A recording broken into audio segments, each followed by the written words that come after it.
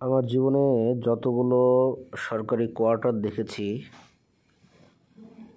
সরকারি কর্মকর্তা বা কর্মচারীরা বসবাস করে যেখানে, আমার দেখাতে রাজশাহীতে অনেকগুলো দেখেছি এবং এটা দেখতেছি হচ্ছে চাঁপাইনবাবগঞ্জ সোনা মসজিদের জয়েন্ট কমিশনার অফিস বাংলাদেশ কাস্টমসের অবশ্যই একটা কোয়ার্টারের পাশে আমরা এখানে সলিড করতেছি।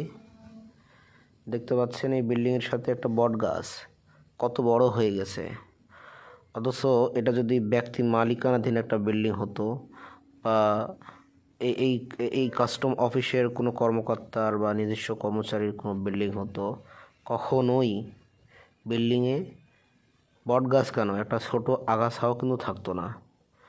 অতি যত্ন সহকারে বিল্ডিংটাকে পরিষ্কার পরিচ্ছন্ন রাখা হতো। আর আমরা এখানে